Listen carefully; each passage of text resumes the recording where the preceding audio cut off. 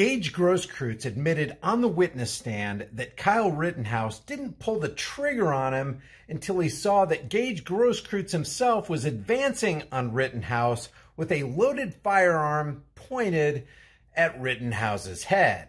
But that same day, Grosskreutz sang a different song on the set of Good Morning America. Let's roll Exhibit A and B.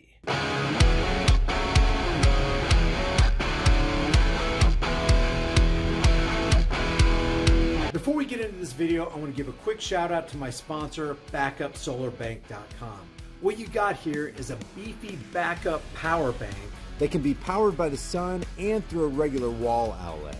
It has a built-in LED flashlight and SOS strobe light features that can be seen far away, a high battery capacity of 20,000 milliamp hours, wireless charging that automatically recognizes most devices, and it has a bi-directional fast charging Type-C port, USB port, and a USB QC 3.0 fast charging output port, which can charge 3 devices at the same time. Do yourself a favor and grab a couple of them for you and your friends. My discount link is in the description below. I want to show you a couple pictures of the Kenosha riots. And people wonder what emboldens a 17-year-old to go across state lines with a long rifle to try to curb some of this violence. I personally don't want to see my city burning down like Kenosha burned that night, 2 nights after Jacob Blake was shot 7 times in the back. I don't agree with what law enforcement did with Jacob Blake, but something you need to take into consideration with Jacob Blake is the reason that they were actually there is they were serving a warrant on a sexual assault charge on Jacob Blake. And, you know, the rest is basically history. 2 days after the Jacob Blake incident, the Kyle Rittenhouse incident happened. To what level is this a psychological operation? I don't know. But I do know one thing. Fake stream media has completely bent and twisted this thing beyond recognition, number one. And I'm going to show you a perfect example of that. And number two, you know what they're going to use this for. They're going to use this to enact more gun control, which isn't gun control because that's a fancy euphemism to get people on board with the lie. It's really people control. I don't know about you, but I want black people armed. MSNBC doesn't. MSNBC, who calls you a white supremacist and a racist if you don't get on board with the liberal agenda. Oh, am I really racist? I want black people. I want Hispanic women. I want transgenders to arm themselves with firearms, whatever firearm they want. And I don't think they should be prohibited from getting whatever kind of firearm that they want. You know why? Because the Second Amendment agrees with natural law. The right to keep and bear arms shall not be infringed. Doesn't say what arms you can keep. Doesn't say that there are certain arms you can't keep. The right to keep and bear arms shall not be infringed. Unfortunately, that's not how the state and mainstream media, fake stream media looks at it. Now, I want to show you something here. Gaige Grosskreutz. I want to show you what he said on Good Morning America. Check this out. And then we're going to go back to the case and examine if what he told Good Morning America was consistent with his testimony on the witness stand. Check this out. I was being vaporized as I was allegedly pointing my weapon at the defendant. Allegedly. I'm going to play the rest of this, but I don't know when the last time you looked at the definition for allegedly, but the allegedly carries with it the idea of there is no proof. You're just somebody just made the claim. They made the assertion, but there's no proof to underpin the assertion, at least not just yet. That's what allegedly means. So in the context of what he's talking about is he's saying that I allegedly was pointing a gun at him. Let's proceed. Allegedly pointing my weapon at the defendant. It's completely inconsistent with the physiology of my wound that he would have shot me while my weapon was pointed at his head. So here you're allowed to say whatever you feel like you need to say. So you're saying that you actually you weren't pointing your gun at him. Is that what you're saying? That's absolutely what I'm saying, yeah. So you're saying you weren't pointing your gun at him. Is that what you're saying? That's absolutely what I'm saying, says Gaige. Only he said something different on the witness stand. Let's take a look. Now, I want to make it clear, this is the video that the defense is playing for Gaige Grosskreutz, the third guy who we have on video, advancing toward him in attack mode toward Kyle Rittenhouse.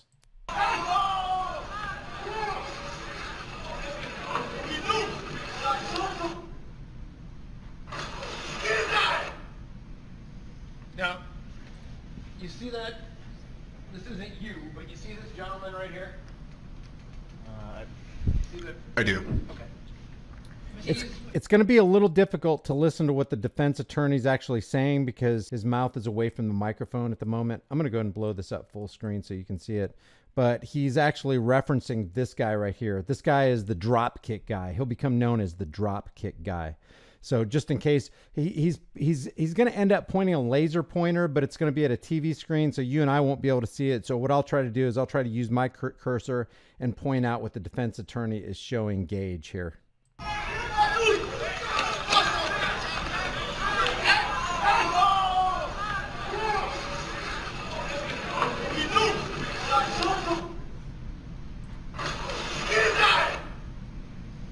Now, you see that? This isn't you, but you see this gentleman right here? See that? I do. Okay. Would you like Sister Marcian's pointer? Oh, sure. It's up to you. You're welcome to use your glasses if you want. He's got it. Oh, he's got it. You see this gentleman right here, right? I do. Okay, now you agree he advanced on what ran after, came up to Mr. Rittenhouse, right? Can you rewind just slightly? Can you just go, you know, go back 10, but... Yep.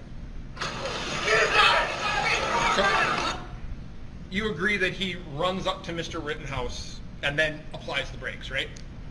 I do. Okay, and you'd agree that he's me to you away.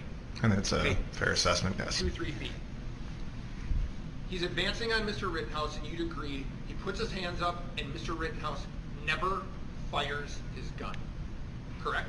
That is correct. Okay.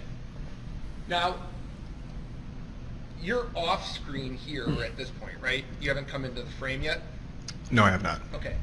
That is, for lack of a better term, this gentleman right here. This is Jump Kick Man, right? I believe so, yes. Let me take a real quick second and point out, because the prosecution and the defense don't bring this out. From the point that Jump Kick Man puts his foot in Kyle Rittenhouse's face to the time that Kyle Rittenhouse pulls the trigger after having Grosskreutz gun pointed in his face, no more than 7 seconds has elapsed. So in that 7 seconds, Kyle Rittenhouse gets attacked by Jump Kick Man. He gets attacked by Anthony Huber with a skateboard, and he gets he gets advanced on with a loaded handgun, in this case, a Glock 27, which is a 40 caliber handgun, by Gaige Grosskreutz. Nobody's brought that up. So in 7 seconds, he gets attacked by 3 different guys, and everybody else is around him screaming threats against him. This is a high-stress situation. I don't care if you're talking about Kyle Rittenhouse or anybody. It's a high-stress situation. So, you can play it. So, you now see that Jump Kick Man kicked Mr. Rittenhouse in the face, and 2 shots are fired, correct? With this video, yes. Okay. You hear that, right? In the moment, yes, I did hear it. Okay.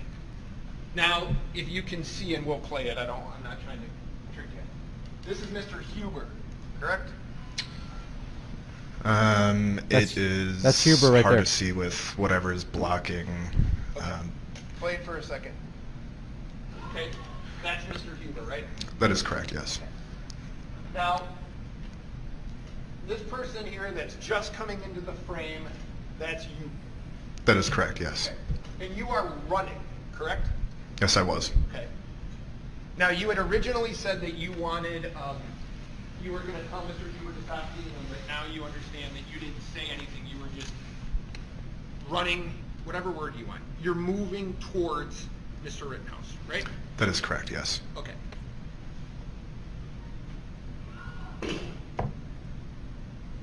we just heard a shot, yes?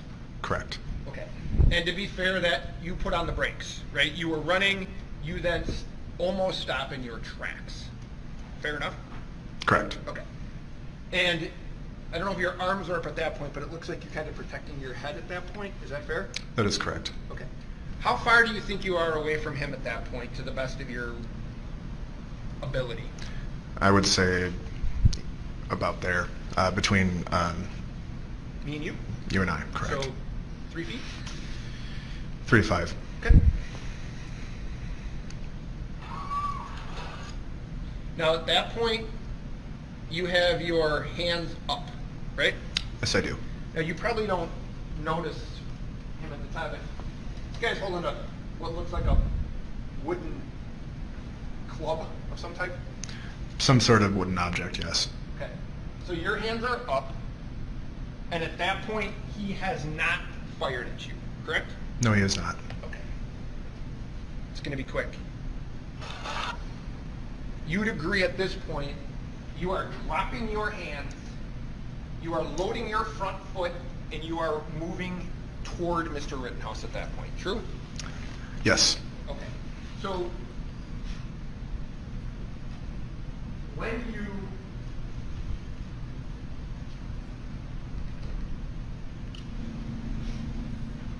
were shot, can you bring up the photo? You'd agree, and now wait, how close do you think you are to him at that point? 3 feet. If it was 5 feet before, it would. So So tell me if I've got the lay of the land. At this point, you're holding a loaded, chambered Glock 27 in your right hand. Yes? that is correct. Yes.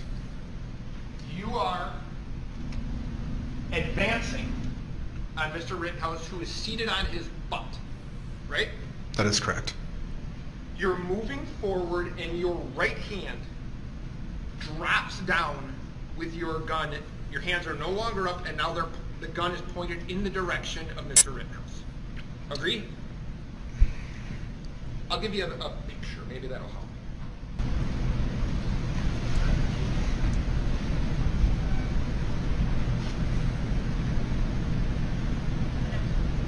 What? What's the next one? If these been marked as exhibits? These have been, that's why I was Oh, They didn't have their act together on this. They could have been more smooth in this delivery because he's about to make a really, really salient point.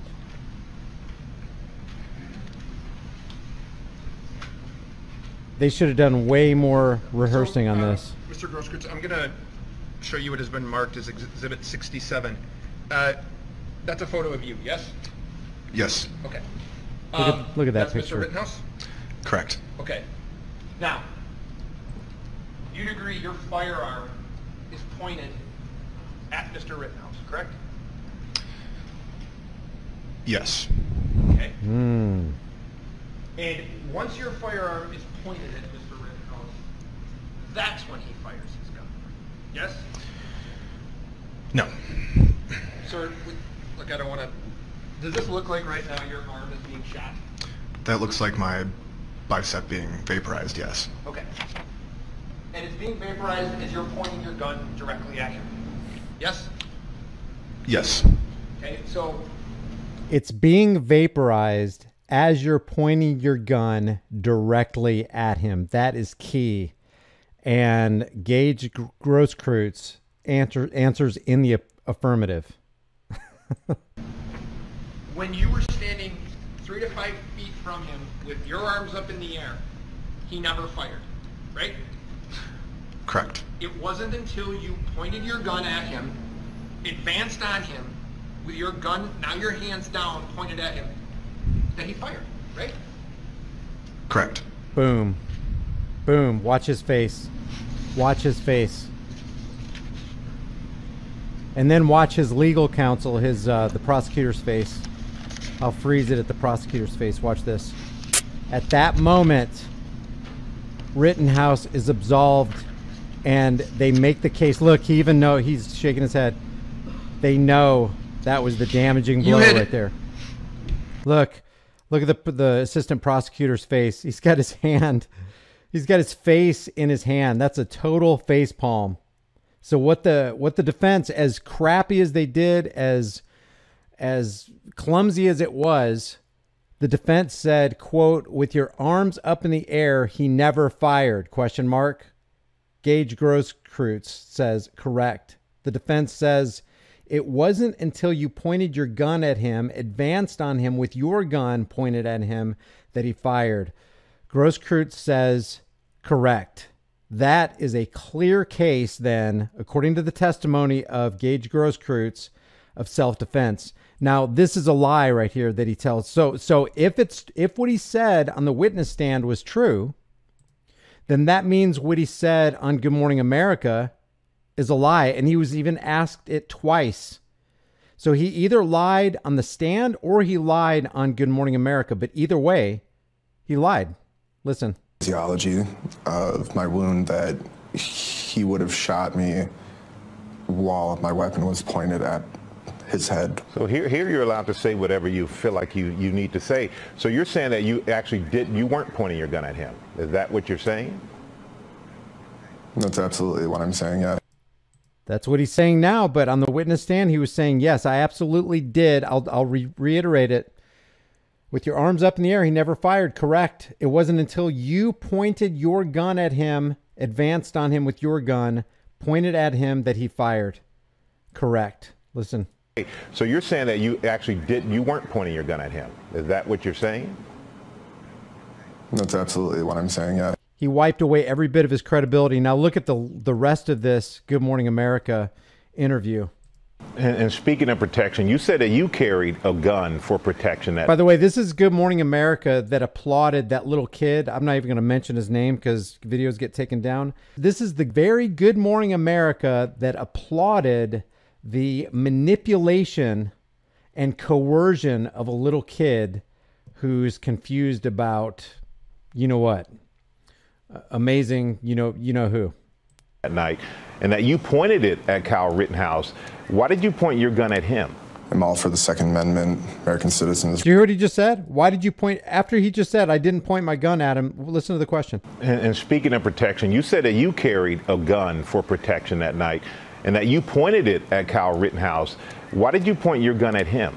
I'm all for the Second Amendment, American citizens' right to bear arms.